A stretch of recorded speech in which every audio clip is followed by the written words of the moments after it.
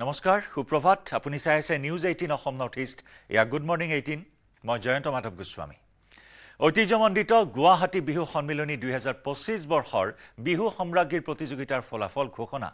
মৰাণৰ লিজামণি খেনচুৱাই আজুৰিলে লতাশিলৰ বিহু সম্ৰাজ্ঞীৰ খিতাপ 9 গৰাকী প্ৰতিযোগী অংশগ্ৰহণ কৰিছিল প্ৰতিযোগিতাত ৭৪ সংখ্যক গুৱাহাটী বিহু সন্মিলনীৰ বিহুৰাণীৰ খিতাপ অৰ্জন কৰে ধেমাজিৰ প্ৰীতিৰাণী বৰগোহাঁই দুলিয়াজনৰ দীক্ষা গগৈয়ে লাভ কৰিছে ৭৪ সংখ্যক গুৱাহাটী বিহু সন্মিলনীৰ বিহু কুঁৱৰীৰ খিতাপ লতাশিলৰ 2025 বৰ্ষৰ শ্ৰেষ্ঠ ঢুলীয়া বিচিত্ৰ বৰপাত্ৰ 2025 বৰ্ষৰ শ্ৰেষ্ঠ পেপুৱা কুল শইকীয়া লাভ কৰিব বিহু সম্ৰাজ্ঞীৰ খিতাপ এয়া মঞ্চত আমাৰ বিহু সম্ৰাজ্ঞী 2025ৰ প্ৰতিযোগীসকল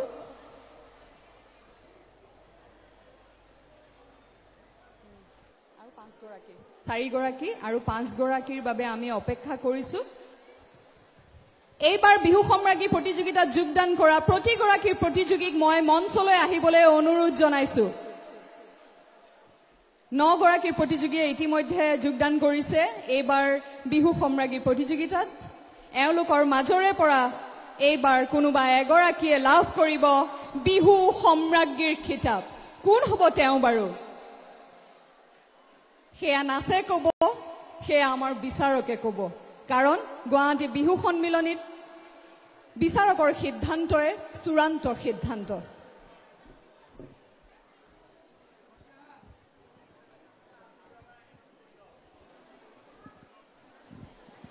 আমি সকলো প্ৰতিযোগীকে মঞ্চলৈ আমন্ত্ৰণ জনাইছো আৰু তেওঁলোকৰ ক্ৰমিক নম্বৰসমূহ নিজে নিজে বিবেচনা কৰিব কোনে কেতিয়া কাৰ পিছতে অনুষ্ঠান পৰিবেশন কৰিব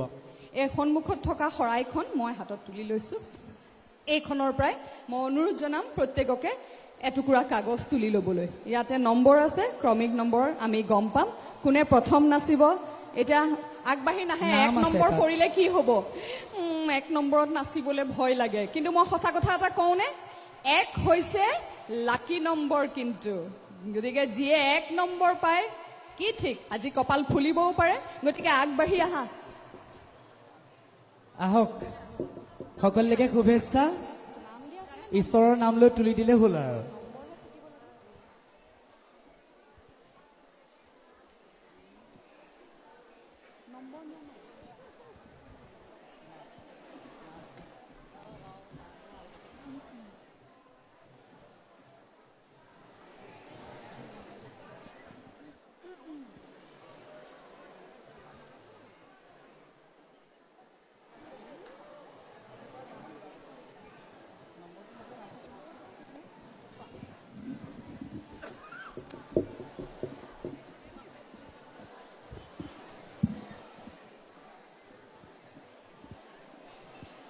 একেবাৰতে উঠাব লাগিব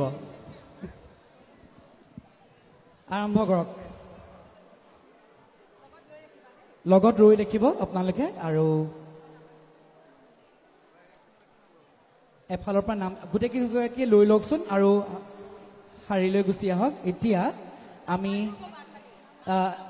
এইফালৰ পৰা সুধি যাওঁ কৈছো মই সকলোৰে হৈছে ন নামটো আৰু লগত নম্বৰটো নিৰ্জুমা নম্বৰ 5 এখেত হৈছে 5 নম্বৰ নিৰ্জুমা নিৰ্জুমা নিৰ্জুমা নিৰ্জুমা প্ৰতিগৰাকী প্ৰতিযোগীয়ে যি কাগজৰ টুকুৰা তুলিছে আচলতে তাতে প্ৰতিযোগীৰ নাম আৰু নম্বৰ এটা আছে গতিকে কোন গৰাকী প্ৰতিযোগী কেই নম্বৰত আহিব লিজামণি তেখেতৰ নম্বৰ হৈছে ক্ৰমিক নম্বৰ 4 লিজামণিয়ে নাচ পৰিবেশন কৰিব 4 নম্বৰত আপুনি পম্পি এতিয়াটো ধৰিব পৰা নাই 1 নে নামটো আকবাৰ কৈ দিব পম্পি পম্পি তেখেত হৈছে ক্ৰমিক সংখ্যা 1 ৰাজশ্ৰী 8 ৰাজশ্ৰী না 8 নম্বৰ কৃষ্ণশ্ৰী 2 কৃষ্ণশ্ৰী 2 সংগীতা 7 সংগীতা 7 পাহাৰী 9 পাহাৰী ন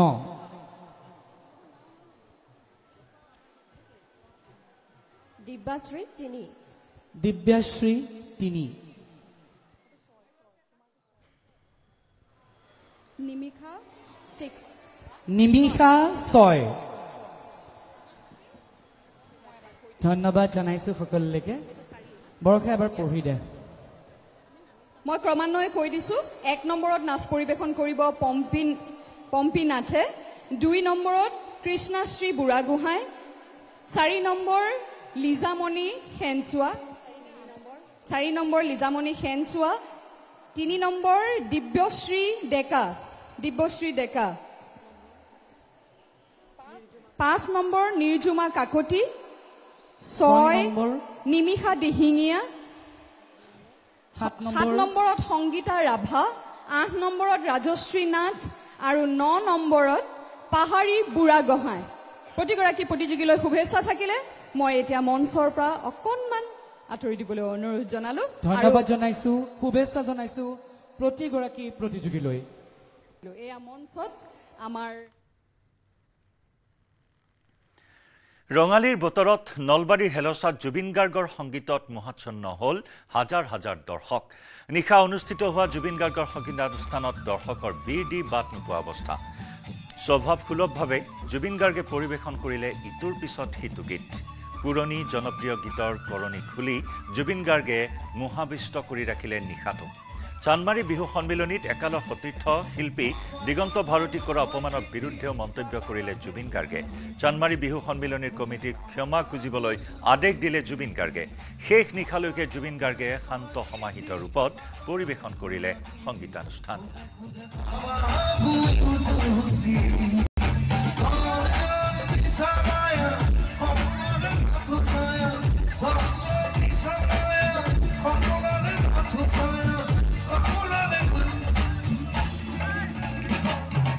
চানমাৰী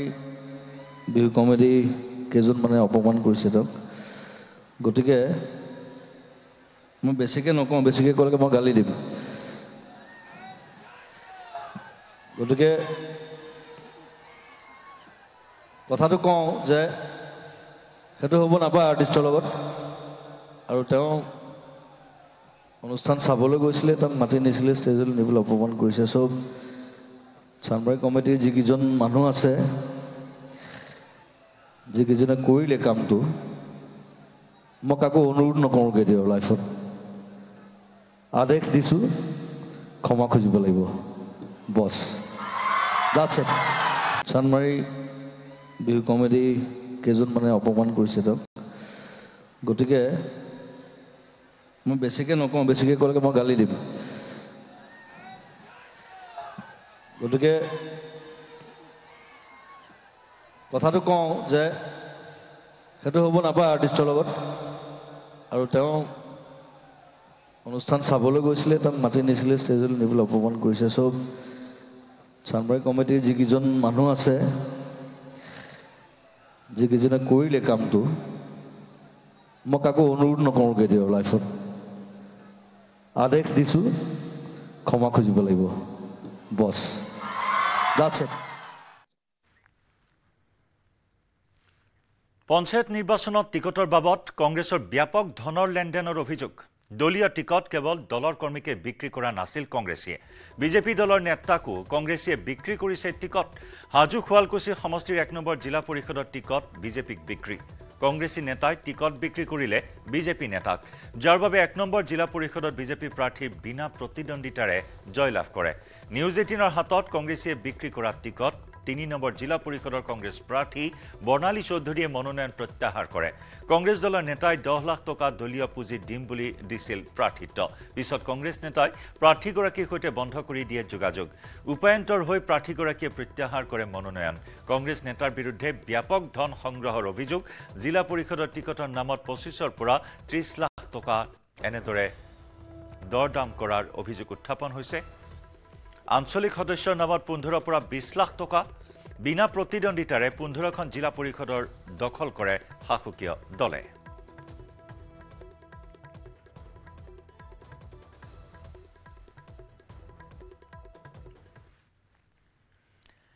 কেন্দ্ৰীয় মন্ত্ৰী সৰ্বানন্দ সোণোৱালৰ দিল্লীৰ চৰকাৰী বাসগৃহত বৃহস্পতিবাৰে ৰঙালী বিহু উদযাপন সোণোৱালৰ চৰকাৰী বাসগৃহত অনুষ্ঠিত ৰঙালীৰ এনাজৰী শীৰ্ষক অনুষ্ঠানত দিল্লীৰ মুখ্যমন্ত্ৰী ৰেখা গুপ্তাৰ লগতে কেন্দ্ৰীয় মন্ত্ৰী কিৰেণ ৰিজিজু হাৰিয়ানা বিজেপিৰ সাধাৰণ সম্পাদক ফণীন্দ্ৰনাথ শৰ্মাকে ধৰি কেইবাগৰাকী জ্যেষ্ঠ নেতা উপস্থিত থাকে বন্তি প্ৰজ্বলনেৰে আৰম্ভ কৰা ৰঙালীৰ এনাজৰী শীৰ্ষক অনুষ্ঠানত উপস্থিত অতিথিক গামোচা জাপি আৰু শৰাইৰে সম্বৰ্ধনা জনোৱা হয় অনুষ্ঠানত অংশগ্ৰহণ কৰি কেন্দ্ৰীয় মন্ত্ৰী কিৰেণ ৰিজিজুৱে অসমীয়াতেই ভাষণ প্ৰদান কৰে কেন্দ্ৰীয় মন্ত্ৰী ৰিজিজুৱে দিল্লীত বহি অসমত থকাৰ দৰে অনুভৱ হোৱা বুলিও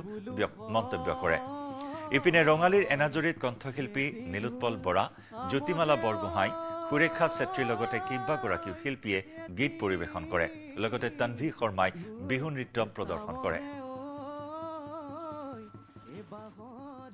মই বিহু কাৰণে আহিছো ৰঙালী বিহু কাৰণে আমাৰ সৰ্বানন্দ সোণোৱাল ডাঙৰীয়া বিহু পাতিবলৈ এটা সবক মাতিছে আৰু অসমৰ যিমান ইয়াতে গুৰগাঁৱত আছে অসমৰ এছ'চিয়েশ্যন নয়ডাত আছে ফৰিদাবাদ আৰু দিল্লী যিমান অসমীয়া আমাৰ এটা সংগঠন যিমান আছে মিলি জুলি আমাৰ সৰ্বা ডাঙৰীয়াৰ ঘৰতে এই ৰঙালী বিহু পাতিবলৈ আহিছে মই শুভেচ্ছা জনাইছোঁ আৰু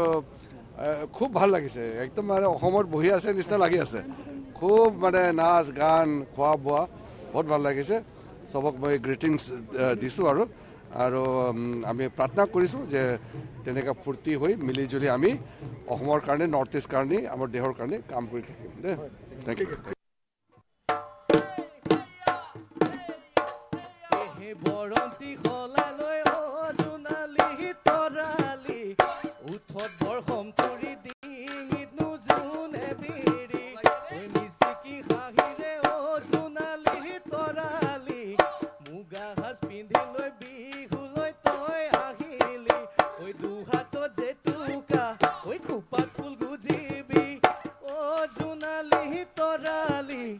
খালি জালি নাচিবি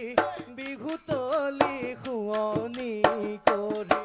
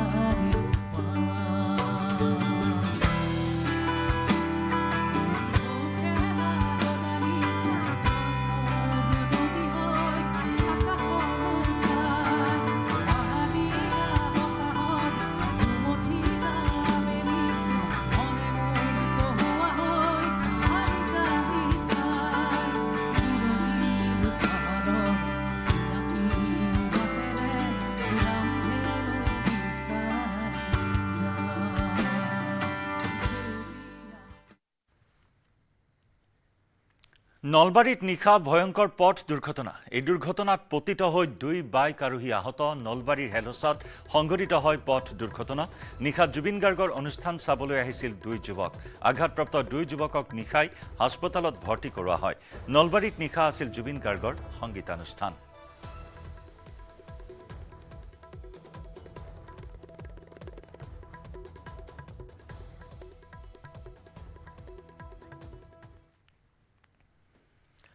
এক অক্টোবৰৰ ভিতৰত বৃদ্ধি পাব অংগনবাড়ী কৰ্মী আৰু সহায়িকাৰ দৰমহা। ডিফুত এই ঘোষণা মুখ্যমন্ত্ৰী ডক্টৰ হিমন্ত বিশ্ব শৰ্মাৰ। জনসভাত কাৰ্বি আংলং জিলাৰ 3070টা অংগনবাড়ী কেন্দ্ৰক অত্যাৱশ্যকীয় শিক্ষণ সামগ্ৰী বিতৰণ কৰে মুখ্যমন্ত্ৰীয়ে। কাৰ্বি আংলঙত শৈক্ষিক পৰিৱেশ গঢ়াৰ উদ্দেশ্যে মুখ্যমন্ত্ৰীৰ এই পদক্ষেপ।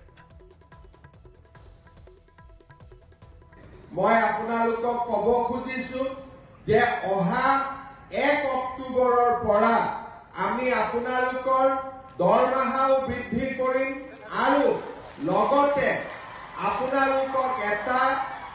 এককালীন সাহায্যও আমি আগবঢ়াম। অৰ্থাৎ এবাৰতে আপোনালোকক এটা পুঁজি আমি আগবঢ়াম যাতে ঘৰৰ কাম কাজ ল'ৰা ছোৱালী পঢ়া শুনাৰ ব্যৱস্থা ল'ব পাৰে আৰু লগতে 1 অক্টোবৰৰ পৰা আপোনালোকৰ দৰমহাও আমি যিমানখিনি পাৰো সিমানখিনি আমি বৃদ্ধি কৰিম যাতে আমাৰ অংগনবাড়ী কৰ্মী আৰু সহায়িকাসকলৰ পৰা অলপ হ'লেও তেওঁলোকৰ মনৰ দুখ আমি যাতে কমাব পাৰো। ভাল হ'বনে বেয়া হ'ব দৰমহাটো বঢ়াই দিলে? ভাল বেয়া হ'ব নেকি? পিছফালে একো কোৱাই নাই। ভাল হ'বনে বেয়া হ'ব? ভাল হ'ব। তাৰ পিছত আৰু আন্দোলন কৰিব নালাগিব। হা, ঠিক হ'ব নহয়? হ'বনে নাই? কোনে কোনে দিছপুৰত গৈছিল আন্দোলন কৰিবৰ কাৰণে? হাত দাঙকচোন। মুৰ্ছিদাবাদৰ হিংসাত্মক ঘটনাৰ তদন্তৰ বাবে SIT গঠন। মুৰ্ছিদাবাদ ৰেঞ্জৰ DIG শ্বেদ ৱাকাৰাৰ ৰাজাৰ নেতৃত্বত গঠন কৰা হৈছে 11জনীয়া SIT। ৱাকফ সংশোধনী আইন বিৰোধী প্ৰতিবাদৰ সময়ত হোৱা হিংসাত্মক ঘটনাৰ তদন্ত কৰিব SITয়ে। মুৰ্ছিদাবাদত পিতা পুত্ৰক হত্যাৰ অভিযোগত ইতিমধ্যে গ্ৰেপ্তাৰ কৰিছে 2জনক। ইনজামুল হক আৰু এজন অভিযুক্তক খুৰিপাৰাৰ পৰা আটক কৰিছে SITয়ে। হত্যাকাণ্ডৰ সময়ত ঘটনাস্থলীত উপস্থিত আছিল ইনজামুল হক। ইপিনে হিংসাত্মক ঘটনা তথা শেহতীয়া পৰিস্থিতিৰ বুজ ল'বলৈ মুৰ্ছিদাবাদলৈ যাব পশ্চিমবংগৰ মুখ্যমন্ত্ৰী লগতে ৰাজ্যপাল। লগতে ভুক্তভোগীৰ ঘৰ পুনৰ নিৰ্মাণ কৰি দিয়াৰো প্ৰতিশ্ৰুতি দিছে বংগ চৰকাৰে। সমান্তৰালকৈ হিংসাজৰ্জৰ অঞ্চলটোত শান্তিৰ বাতাবৰণ উভতাই অনাৰ বাবে অহৰহ প্ৰচেষ্টা অব্যাহত ৰাখিছে আৰক্ষী তথা প্ৰশাসনে।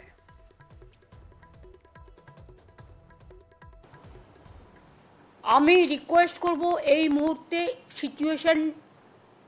কেউ যেন আমরা গিয়ে লোকাল ছাড়া আর সিচুয়েশনকে আমরা যেন কেউ কি বলবো যে শান্তির বাতাবরণ ফিরে এসেছে, যে এখন মানুষের কাছে যেটা প্রয়োজন সেটা হচ্ছে কনফিডেন্সটা বিল্ড আপ করা। সেই কাজটা প্রশাসন করছে। তা নাহলে আমি নিজেও যেতে পারতাম, তাহলে আমি যাচ্ছি না কেন? আমি তো যাবো ঠিক টাইমে। এখনই আমি যাওয়া মানে তাহলে আমি গেলে অন্যরা কেন যাবে না? আইন তো cannot be discriminated between one to another. আমি অ্যাপিল করব মাননীয় রাজ্যপাল মহাশয়কে, please wait few days more. আমাদের স্টেট উইমেন কমিশনও যেতে চেয়েছিল, তাদেরও আমরা বলেছি please just wait few days more, কিছুদিন অপেক্ষা করুন, আগে ওদের মধ্যে কনফিডেন্সটা বিল্ড আপ হোক। কারণ কেউ কেউ তো বাইরে থেকে এসে অত্যাচারটা করেছে, তার মধ্যে পোশাকধারীও আছে, আমাদের নয়, তারা ভয়ও দেখাচ্ছে। আর ত্রিপুরায় হয়েছে বলুন, ত্রিপুরায় যেতে,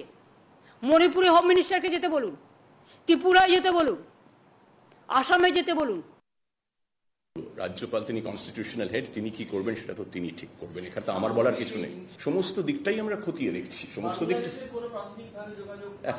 এখনো পর্যন্ত নয়। ব্যাকগ্রাউন্ড যেটুকু আপনাকে বললাম সেইটুকুই বলছি। উনি স্থানীয় বাসিন্দা, মিস্ত্রির কাজ করতেন, মিস্ত্রির কাজ করতেন, স্থানীয় বাসিন্দা, শুলিপাড়ার বাসিন্দা, হি ওয়াজ এ মেসন। এবং পাশের পাড়া জাফরাবাদে যদি আপনারা অনেকে গিয়ে থাকেন, জাফরাবাদ থেকে শুলিপাড়ার দূরত্ব খুব বেশি নয়, কাছেই, পাড়ার ছেলে বলা যেতে পারে, পাশের পাড়া। সেটা আমরা টুইটও করেছি, এসপিও বলেছেন ওই ঘটনা আপনি যদি গিয়ে থাকেন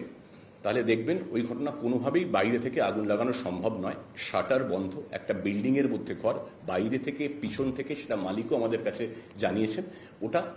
অ্যাক্সিডেন্টাল ফায়ার, কোনো বাইরে থেকে অগ্নিসংযোগের ঘটনা ঘটেনি, সেখানে স্থানীয় মানুষও সেটা বুঝে গেছেন। তাই আগুন একটা অ্যাক্সিডেন্টাল ফায়ার হতেই পারে, সেইটা নিয়ে ওটাকে অন্য কিছুর সঙ্গে সংযোগ করে দেওয়াটা, ওটা ইটস স্লাইটলি প্রিমেচিওর আর আনফেয়ার। কিছু কিছু সংবাদভাবে দেখানো হয়েছিল, আমরা সংবাদভাবে বন্ধুদেরও বলে দিয়েছি, এসপি নিজে প্রেস ব্রিফ করেছেন, এবং আমাদের সোশ্যাল মিডিয়া হ্যান্ডেলে আমরা যখন একবারে নিশ্চিত হই যে এটা accidental fire after preliminary investigation, তখন আমরা সেটা বলে দিয়েছি। সুতরাং ওটাকে অশান্তি ধরা যাবে না। আমি তো এটা বলছি না, আমি যেটা বলছি 3 জনকে ধরেছি, তার মধ্যে একজন সিসিটিভি ড্যামেজ করার চেষ্টা করছিলেন, সেটা আমরা ফুটেজেই পেয়েছি ওই ঘরের সামনে, তাকে আমরা চিহ্নিত করেছি। আগের 2 জনের ক্ষেত্রেও আমরা প্রত্যক্ষ প্রমাণ পেয়েছি। খুনের ঘটনায় সম্পূর্ণ নিশ্চিত না হয়ে পুলিশ কাউকে ধরে না বা ফরওয়ার্ড করে না। কি কারণে করা হয়েছিল, কেন ওই বাড়ি টার্গেট করা হলো, কি বৃত্তান্ত, সেগুলো সব ইনভেস্টিগেশনে বেরোবে, এবং যখন বেরোবে সবার আগে আপনাদেরই বলবো। Thank U. বৰছলা সমষ্টিত শ শ সংখ্যালঘু মুছলমান লোকৰ বিজেপিত যোগদান।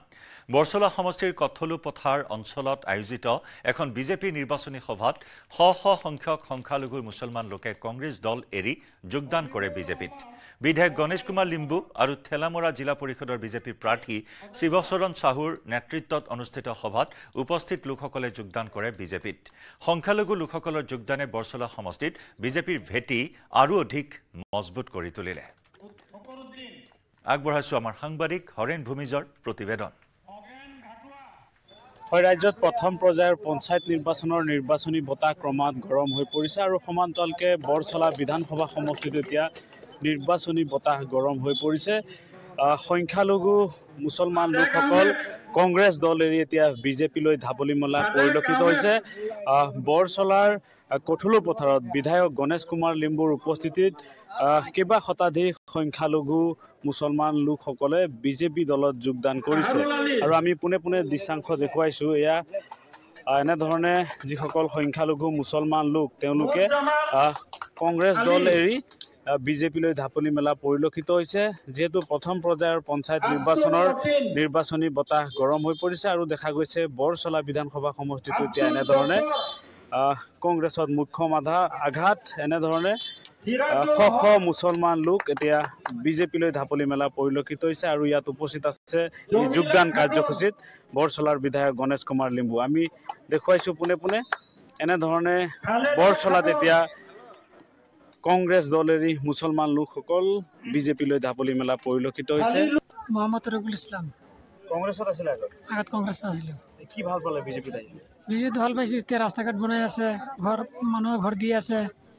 আৰু কিবা সুবিধা কৰি আছে, বিটি পেঞ্চন দি আছে, সেইকাৰণে বিজেপিত আহিছোঁ।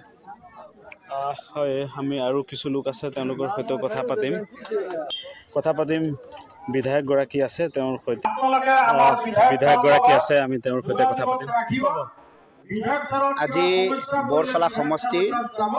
আমাৰ কেৰিকুন্দা পঞ্চায়তৰ কুটলা বোলা অঞ্চলত বিৰাট 200-300 যিসকল কংগ্ৰেছত গতানুগতিক তেওঁলোক কংগ্ৰেছৰ কাৰ্যকৰ্তা আছিল, কংগ্ৰেছৰ দলীয় দায়িত্ব থকা ব্যক্তিসকল আছিল। তেওঁলোকে আজি ভাৰতীয় জনতা পাৰ্টি, বিশেষকৈ আমাৰ মাননীয় মুখ্যমন্ত্ৰী ডক্টৰ হিমন্ত বিশ্ব শৰ্মা দেৱৰ যি চৰকাৰে, আমাৰ এই চৰকাৰখনে যি ধৰণেৰে অতি কম সময়ৰ ভিতৰত যি ধৰণে ৰাইজৰ উন্নয়নৰ কাৰণে কাম কৰিছে, সকলো জাতি সকলো ধৰ্ম নিৰ্বিশেষে উন্নয়নৰ কাম কৰিছে, ইয়াৰ প্ৰতি তেওঁলোক আকৃষ্ট হয় ভাৰতীয় দলত যোগদান কৰিছে। আমাৰ কাৰণে যিহেতু আপোনালোকে সবেই জানে পঞ্চায়তী ইলেকশ্যন ওচৰত আছে, তেনে এক সময়ত মই আজি দেখিছোঁ, যোৱাকালিও মোৰ ঘৰত ৰাতি 10টা-11টালৈকে এনেধৰণেৰে কংগ্ৰেছৰ যিসকল আছিলে তেওঁলোকে আহি যোগদান কৰিব বিচাৰিছে। আমাৰ হাতত এতিয়া সময় কম হৈ আছে যে য'তেই যাওঁ আমি কংগ্ৰেছৰ যিমান আগৰ কাৰ্যকৰ্তাসকল আছিলে, বিষয়বাবদ থকা ব্যক্তিসকল আছিলে, তেওঁলোকে ভাৰতীয় জনতা পাৰ্টিত আহি যোগদান কৰি আছে। ৰঙালীৰ আনন্দৰ মাজতে মাজুলীৰ উজনিত বাঘৰ আতংক নতুন বজাৰৰ সমীপৰ কুলি চাপৰিত যোৱা নিশা আতংকময় পৰিৱেশে বিৰাজ কৰে বাঘৰ খোজৰ চিহ্ন দেখি আৰু গুজৰণিৰ শব্দত গাঁওবাসী আতংকিত হৈ পৰে নিশা দুপৰলৈকে অঞ্চলটোৰ ৰাইজে পহৰাৰ ব্যৱস্থা কৰে আৰক্ষীৰ লোক কুলি চাপৰিত উপস্থিত হৈ নিশাই বিভিন্ন স্থানত অনুসন্ধান চলাই আৰু গাঁওবাসীক সতৰ্ক হৈ থাকিবলৈ আহ্বান জনায় এই পৰ্যন্ত বাঘটোৱে ক'ত আশ্ৰয় লৈ আছে বা অৱস্থান কৰি আছে সেয়া পোহৰলৈ অহা নাই বন বিভাগ আৰু আৰক্ষীয়ে বাঘটোৰ অনুসন্ধান অব্যাহত ৰাখিছে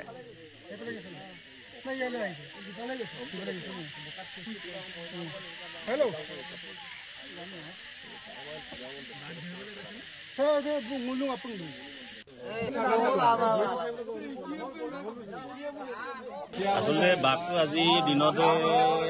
মইনাপাৰত আছিলে লখিমপুৰ ডিষ্ট্ৰিক্ট তাতে অলপ খেদাফুদা কৰিলে ফৰেষ্টাৰো আহিলে তো গধূলি মোৰ ঘৰৰ পৰা 500 মিটাৰমান আঁতৰত মানে এটা গৰু আনিব গৈছিলে তো এই ফাৰ্ম এখন আছিলে ফাৰ্মখনত মানে এই নেট দি পিনি মেৰাই থোৱা আছিলে তাতে সি ধুনীয়াকৈ টৰ্চে দেখিছে ঢেকীয়াপতীয়া বাঘ বুলি কৈছে তো এতিয়া হৈছে কি এইখনতে এতিয়া গুজৰিছিলে তাৰমানে গোটেই এৰিয়াৰ মানুহে শুনিছে তো সেইটোৰ কাৰণে আমিও ওলাই আহিলোঁ সেইটোৱে বাস্তৱত মই নাই দেখা এতিয়ালৈকে কিন্তু আমাৰ ঘৰৰ ওচৰৰ মানুহ এটা দেখিছে সেইটো আতংকময় পৰিস্থিতি আহিছোঁ আমিও গাঁওবাসী খবৰ ল'বলৈ সেয়াই আৰক্ষী মানুহ আহিছে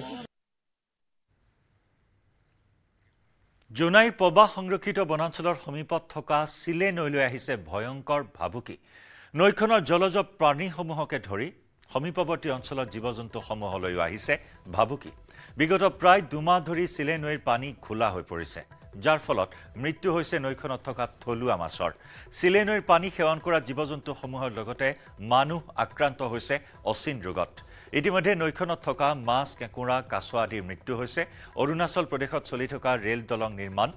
4 লেনযুক্ত পথ সম্প্ৰসাৰণ ক্ৰেচাৰ মিল আদিৰ ফলত প্ৰদূষিত হৈছে চিলে নৈ পৰিষ্কাৰ পানীৰ সলনি নৈখনৰ পানী এতিয়া ঘোলা হৈ পৰিছে দলং নিৰ্মাণত ব্যৱহাৰ হোৱা সিমেন্ট অথবা ৰাসায়নিক দ্ৰব্য নৈত পেলোৱাৰ ফলত ব্যাপকভাৱে প্ৰদূষিত হৈছে নৈখন আনহাতে চিলে নৈৰ কাষৰীয়া অঞ্চলত বসবাস কৰি থকা প্ৰায় 7খনতকৈ অধিক গাঁৱৰ পৰিয়ালে এই নদীৰ পানীকে খোৱাৰ পৰা আৰম্ভ কৰি গা ধোৱা কাপোৰ কানি ধোৱা বিভিন্ন কামত ব্যৱহাৰ কৰি আহিছে যদিও নদীৰ এই প্ৰদূষিত পানী এতিয়া এই সকল পৰিয়ালৰ বাবে হৈ পৰিছে এক ভয়ংকৰ বিপদ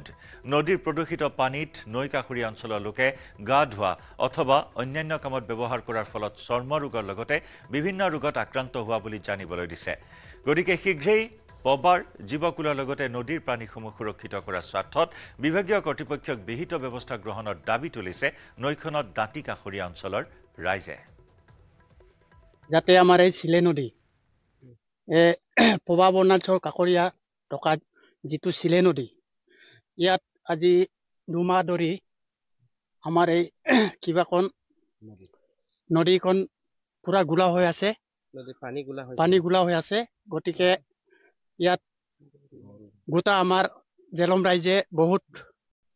অসুবিধা হৈ আছে কষ্ট পাইছে গা ধুবলৈ এতিয়া অসুবিধা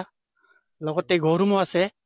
এইবিলাক মানে বহুত বেমাৰ আজাৰ পৰি গৈছে ইয়াৰে পানী খাই জানিব পাৰিছো আমি এই পৰলেনযুক্ত ৰাস্তা দলংখন বনাই আছে তাৰ কাৰণে এই পানীখন গোলা হৈছে বুলি আমি জানিব পাৰিছো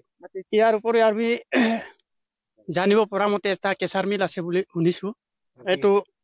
ইয়াত হাতী আহে লগত পহু পক্ষীবিলাক আহে ইয়াৰে পানী খায় এই নদীৰে পানী খায় আৰু ইয়াত এতিয়া চাওক আপোনালোকে যিটো এতিয়া মাছৰ গাভিনী হোৱাৰ সময় যেহেতু জুন জুলাইৰ পৰা এতিয়া মাছ কণী দিবগে তাৰ বাবে এতিয়া পানী গোলা হৈ আছে ইয়াৰ মাছ সব মৰি গৈছে মানে সময় হল গুড মৰ্নিং 18ৰ পৰা বিদায় লোৱাৰ খন্তেক বিৰতি পিছতে লৈ আহিম দ্ৰুত সংবাদ নমস্কাৰ